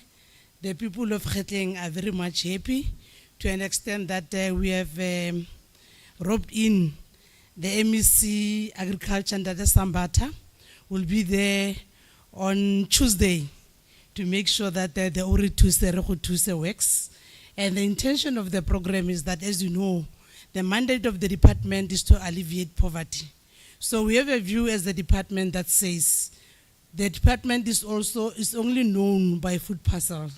And the Department of Social Development is not the Department of Food Parcels. We are repositioning the department to say our responsibility is to alleviate poverty. Go fedisa lehuma ke mmereko wa rona. And we believe that go fedisa lehuma cannot only be done through food parcels, because food parcels is just a temporary measure, but we must make sure that working together with other sister departments, working together with our partners in social development, being your NDA and your SASA, we must do some of those interventions. And I want to assure you that we will make sure that we do everything in our power to make sure that we visit that area. I'm told it's somewhere in Ngaka. We'll make sure that we prioritize, and the main intention of the program is in deep rural areas of the Northwest. So I'm told that area mentioned today is also part of the deep rural areas of the province. We have never been in RSM, but we have a program to go to RSM. Maybe let's assure you to Nakholo, maybe the area that we must visit when we go to RSM in the next quarter, it will be that area, so that they also feel the interventions made by the department. Thank you very much. Thank you very much, MEC. MEC Mokua.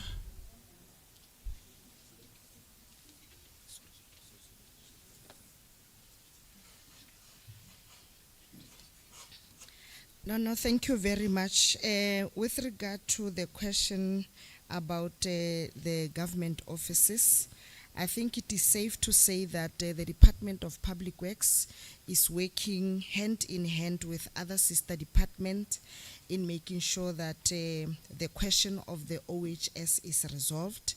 I can reliably inform the media and the society at large that the Department of Public Works has been in a process of renewing the leases with sister departments.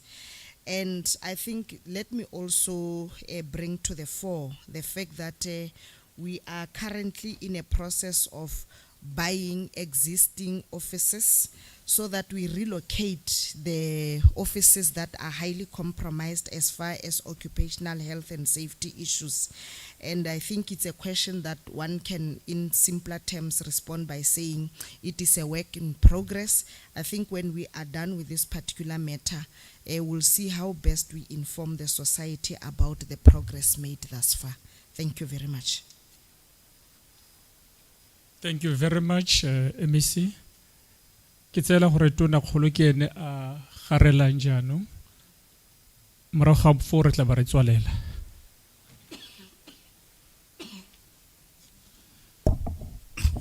No ke a leboga Ntate Setswambo. A ke simolle fela ka the traditional councils. The cut-off date for election of the 60%, the 40% composition of traditional councils, it's a nationwide exercise. It's even gazetted, and the deadline came from the national ministry.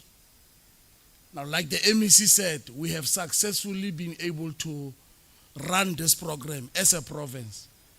But just like any other provinces, we were unable to complete them on the time set by the national minister. However, submissions are made to say that there must be a reconsideration of that. But it's because of different reasons. So in other traditional councils, there are disputes. Others, there are Section 59 investigations and so on and so on. So there are different scenarios, and the department is handling that process quite nicely. Now, ga gona traditional council in the Northwest, SIT. All traditional councils, they know. The department has communicated, national minister and the department have communicated, and therefore all of us are having our hands on the deck. So we are fine on that one. The issue here, COSATU, I think the Premier will initiate a meeting with COSATU in the province to get a sense and have a discussion on all issues that relates to different situations, whether in a how, whether in Denosa, PSA or whatever. It's important for a sound labor environment that as government we need from time to time interact. We must not react on the basis of when there is a crisis. In different departments, MEC also can do it. But it's important that we don't meet when there is a crisis. As strategic partners, it's important that for sound labor relations, from time to time we interact, we discuss, we exchange ideas, not necessarily when buildings are closed. Actually, it is to avoid that. Mhm. Yes. MEC no COSATU ke federation. Ya go na le tse ding ke re no tja dumalana. Ya nna ka re ha ke re COSATU ke ra gore e emetse batho botlhe. So labor movements, all of them, it's important to meet them and discuss all these issues. But what the MEC says for government buildings, it's important also that government buildings must be compliant from an health and occupation point of view, all of them. So MEC, it's important that at some point we should be saying, do we have an audit of all government buildings? Those that are compliant and those that are not compliant. Government. It's important. So that we are able to say, okay, out of 100, we've got 20 which are non-compliant. And what are these areas of non-compliance? What is the plan and the program to address the non-compliance? So it's important that if there's an issue, we acknowledge, we note it, but we cannot just note it and not develop a plan and a program on how to address it over what period of time. So it's important that all of us must know, and because I know that all of us will agree that some buildings, when they were built years ago, they were non-compliant, or there was nothing that seeks to address issues of OHS. So it's important that we speak about that. But it's also important to say that, generally there are people who are rating khotso. Gore batho ga ba rate khotso. Ha go sa lowe, kgotsa go sa umanwe, ba bobola. Go tshwantse go nne le mathata. There was just on social media an old article, 2022, that Northwest did not spend about 17 billion rand. It's because when the news that comes out and show positivity of what the province is doing, the stability in the province, people say, but how So somebody just decide, either from old data or archives, you just go and search and say, they are failing. But because at times our people don't read and pay attention to detail. They don't even look at the newspaper date, or it's an old newspaper. Excitement, we throw it all over the province. Sheba date leadership. Yeah, newspaper. So I'm saying such negative narrative, it's at times what people believe is what should happen. So I'm saying it's important that we must not just consume everything as it comes. We have responsibility. So the negativity will still be there, but let's try our best to do what is best for the Northwest. So I was saying that we must not just be consumers of information. The issue ya kolekaleng ya Northwest Housing Corp, yes, the MEC has appointed an interim board precisely because the MEC felt that there is a need to separate the roles for purpose of accountability for the executive, including the board. And the advert is out, advertising for those who want to be on the board for permanent position. But subsequent to what happened in that event, myself and the MEC and the mayor of Mahikeng went to see Kgosi Motshegare le Kgosi Montsiwa. We had about 3 hours meeting on this issue because at the main and at the center is the land. And at an appropriate time, we'll come back and report to the media.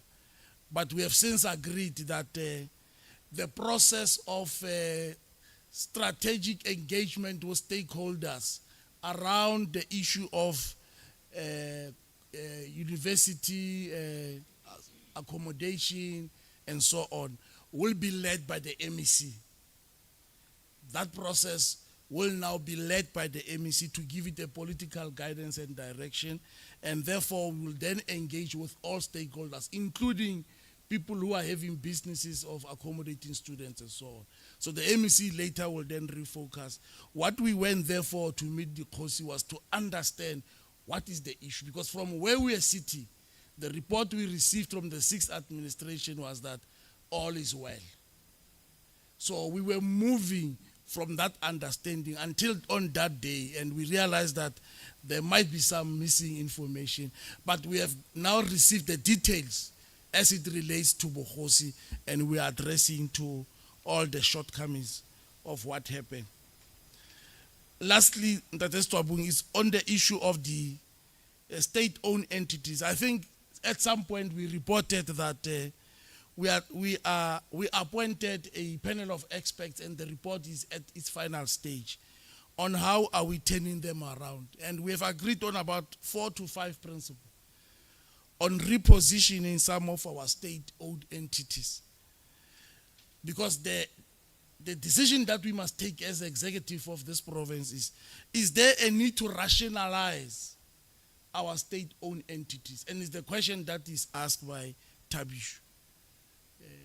Tabish, goreng o mpotsa potso e o si gantsi ya goreng ya no. So we must decide, well, is it necessary to rationalize so that we are able to look at what is that can be done? And rationalize may also reposition some of our entities in terms of their mandate. But also we need to look, as we reposition and rationalize, possibly review the mandate. What is the focus of our, because some of them you may find that they are all over the place. Are we to what is the mandate of this entity? But also what is important is the institutional arrangement and capacity of this state-owned entities. King is lo se phologole re tshwereng king ina le eng ka mogare. Do we have the required skills as per the mandate?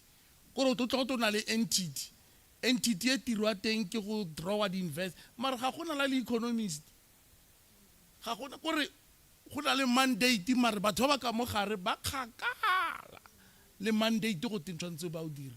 So basically ke batho ba ya mmerekong yana ba go tsaya madi ba hlola ba tshega go le monate ba tlotla. But in terms of what is the purpose of this thing? You don't even have qualified, necessary, requisite skills to drive that. And how does that succeed? Why are we not succeeding? So it's important to audit. NWDC is a typical example, or gambling board, or whichever. But probably Moody's department, this is the mandate. King, Kibumang, Banali. So that we are able, even now it means, okay, let's take these people out. Let's give them different offers. and employ now people who are needed, professionals, so that they can drive what we want to achieve. I think that's what we are going to do with our finalization of the required skills. Now, it's important that we also look at the sustainability of these SOEs. Are there strategies on how to sustain themselves from a financial point of view? MEC Bitsa Huitela Honano, she's doing well. She promised me, I will never come to you to ask for a bailout. And thus far, she's not coming. We tirela molemo gore ga ka ka hlola tla go mpatla di bailout. Yeah, the leadership is quite all right. So the sustainability of these things is important. So you need people there who are creative, who are innovative, who can raise revenue to sustain the institution. We don't have money to bail these state-owned entities. So we are there. We should be, in the next 3 months, be able to say now, what do we do with the state-owned entities that we have?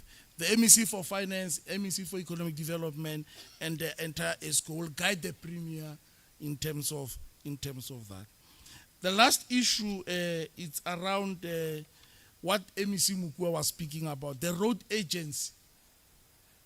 You know, it's important, we must agree, that Rika Mohele Serilation. You see, once you sa kgone go ikamogela go nna le mathata mo botshelong general. Now, we are a province which is rural, very rural. It's unfortunate we are not Gauteng, we are not Western Cape. We did not choose to be here. We are here, it's a reality. 60% rural. At the same time, when you look at our road infrastructure as a province,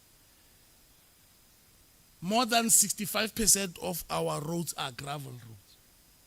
In this province, gravel roads. Arena the paved roads, arena the tar roads, is what we have. It's a reality. Now, what do we do? We are a province which has a population now, officially, Nora is about 3.8 people, population.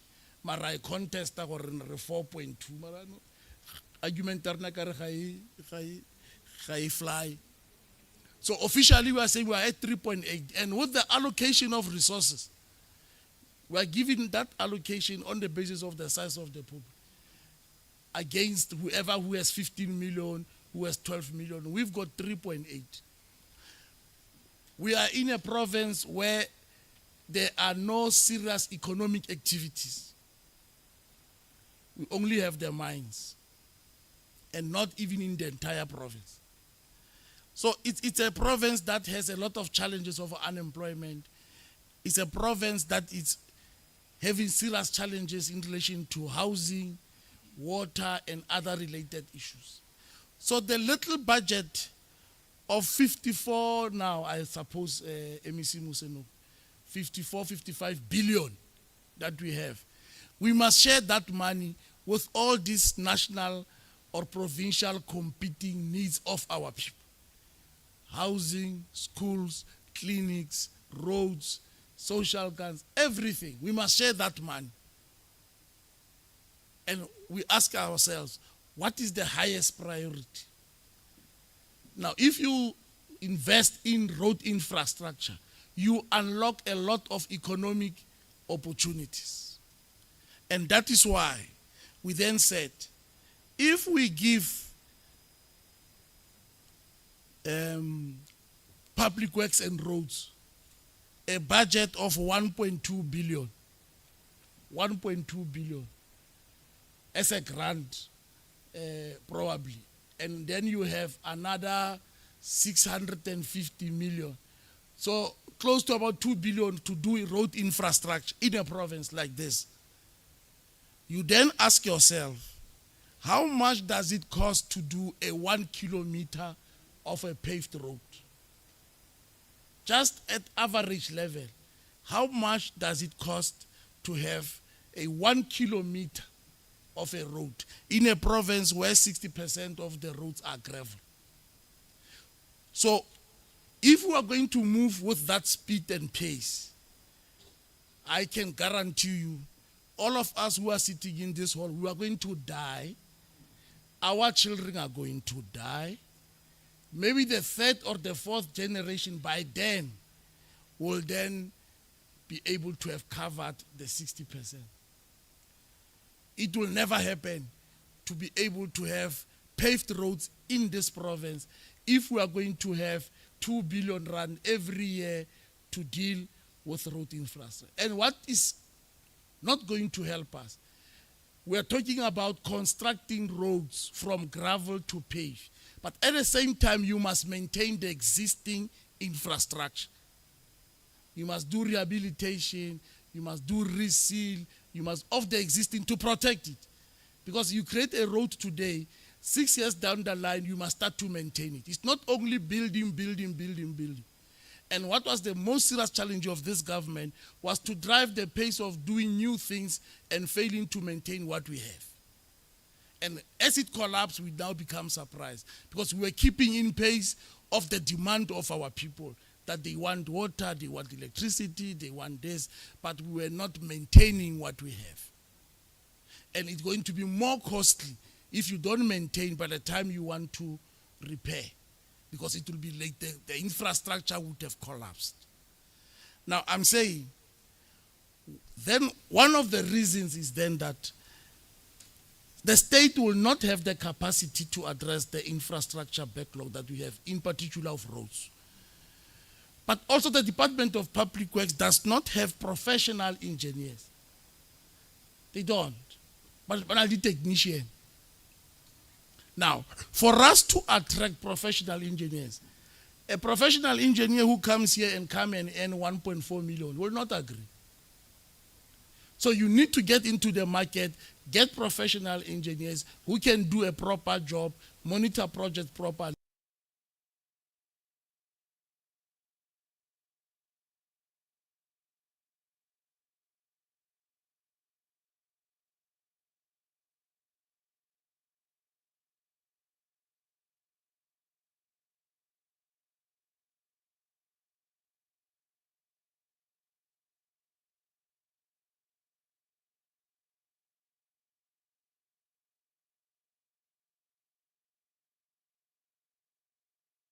Happen when we've got professionals. But also when you are a road agency, you've got a flexibility to deal with the private sector. Going to ask for money, for loans, so that we are able to address the needs of our people. So when you don't have a road agency, that flexibility as government in line with the PFMA, you will not succeed. You can't go as government of the Northwest or now you are going to ask for a loan. You can't. But when you've got a road agency, there is flexibility of doing that. Even from a procurement point of view, the time you respond in terms of how you procure, the speed you respond, the way you respond to the demands of our people, it becomes much faster compared to when you are in the public service. So I'm saying the decision for us to say this is the route that we must go if we are to make a difference in the lives of our people so that we are able to respond to the needs. So that is the reason why we believe that road agency is going to be necessary. I think with that small explanation, it may suffice. Thank you very much, Restombu. I think we are done.